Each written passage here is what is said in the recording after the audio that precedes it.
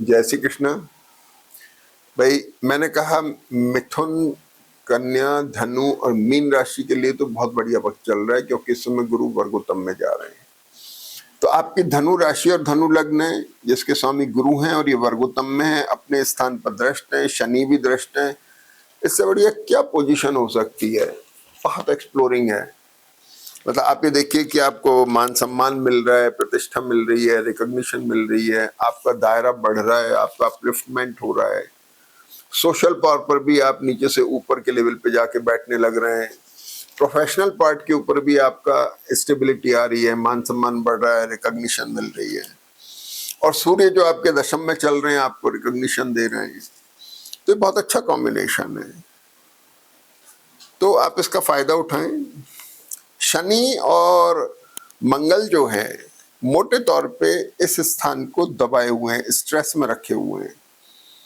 तो शनि और मंगल की वजह से जब स्ट्रेस में आया तो ये होता है छठा भाव। छठा भाव हो गया, एक तो आपके पैर में दर्द का ध्यान रखना है, दूसरा आपके ऑब्स्टिकल फ्री कर रहा है, आपको कोई तकलीफ नहीं दे रहा है, आपकी परेशानियों को दूर कर रहा है कॉम्बिनेशन।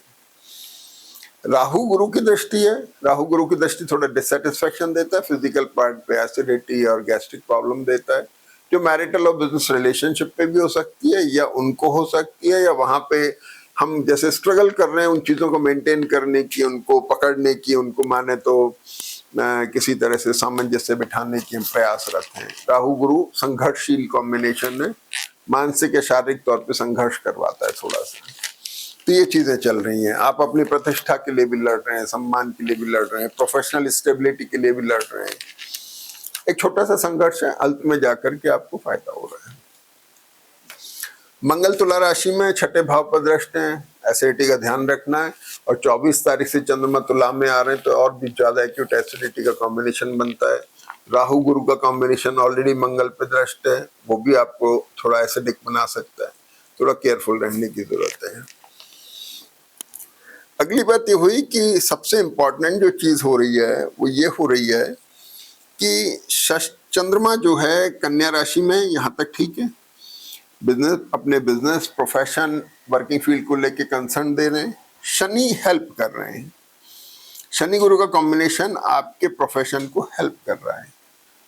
जैसे ही 24 तारीख के बाद में चंद्रमा तुला राशि में आते हैं, ये इंपॉर्टेंट एस्पेक्ट डेवलप हो जाता है कि चंद्रमा जो तुला राशि में है, तुला राशि के स्वामी शुक्र 26 तारीख से वर्गोत्तम में आ जाते हैं। ये एक बहुत कमाल का कॉम्बिनेशन बनता है, जिसका आपको फायदा उठाना चाहिए। ध्यान रहे ये शुक्र यहाँ पर 6th लॉर्ड हो गए।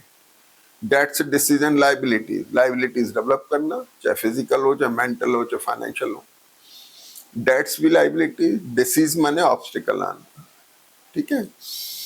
तो ये सारी चीजें इसके अंदर दिखाई दे रही हैं। तो चंद्रमा तुला राशि में, लेकिन मंगल की दृष्टि धन पर है, पंचम भाव पर है। बच्चों को लेके कंसर्न आ रही है, पढ़ने वाले बच्चों को चिंताएं, अच्छी चीज है, बच्चों को लेके कंसर्न आ रही है, ठीक है ना। इस चीज का ध्यान रखना है। फिर इसके बाद में आखिर में चंद्रमा आ जाते हैं आपके द्वादश भाव के अंदर। इसमें एक बीच में खास बात यह है कि मंगल जो आपके 5th लॉर्ड हुए और 12th लॉर्ड, मंगल आपके धनु नमाश में आ रहे हैं 24 तारीख से। ब्लड प्रेशर, शुगर, थायराइड के पेशेंट्स को थोड़ा ध्यान रखना है। और 27 तारीख को जैसे ही चंद्रमा वृश्चिक राशि में आते हैं, सूर्य जो आपके भाग्य के कारक हैं वो भी मेष नमाश में आके आपको और भी ज्यादा मददगार साबित हो रहे हैं। तो कुल मिलाकर के जन्म पत्री बहुत अच्छे मोड में है। गुरु शनि का बहुत अच्छा कॉम्बिनेशन आपको मदद कर रहा है।